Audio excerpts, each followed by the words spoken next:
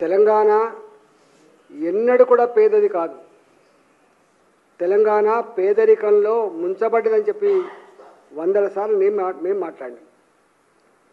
నిజాం కాలం నాడే తెలంగాణలో రైల్వేల వ్యవస్థ కానీ, తెలంగాణలో ట్రాన్స్పోర్ట్ వ్యవస్థ కానీ, తెలంగాణలో గొప్ప చెరువులతో రామప్ప, లక్నవరం లాంటి కాకతీయులు కట్టినటువంటి చెరువులు కావచ్చు.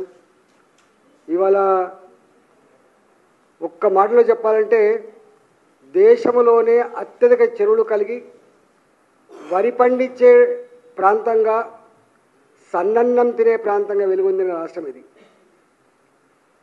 ఆనాడు పక్క రాష్ట్రం ఆంధ్రప్రదేశ్ రాష్ట్రం తమిళనాడు ప్రాంతంలో ఉంటే అక్కడ జొన్నన్నం తినేటువంటి సందర్భంలో మన రామప్ప కింద, మన లక్నవరం కింద వాళ్ళు వచ్చి ఇవాళ బియ్యం కోసం, సన్నన్నం కోసం ఎగబడ్డ చరిత్ర తెలంగాణది. ఉమ్మడి ఆంధ్రప్రదేశ్ రాష్ట్రంలో 69 ఉద్యమం వచ్చింది. నిధులు మావి, సొమ్ము మాది, సోకు మీద అవుతుందని చెప్పి, ఉద్యోగాలు మావి, మీరు అనుభవిస్తున్నారని చెప్పి 69 ఉద్యమం జరిగింది. ఆనాడు 6 పాయింట్ ఫార్ములా వచ్చింది, అదొక సబ్జెక్టు.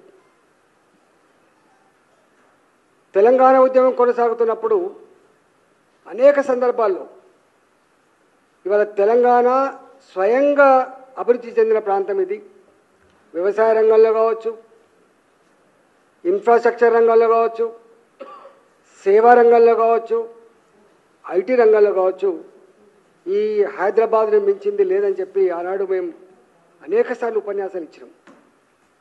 మొత్తం ఆనాటి సమైక్య రాష్ట్రానికి 50% పైబడి ఆదాయం ఒక హైదరాబాద్ నుంచే వస్తుంది.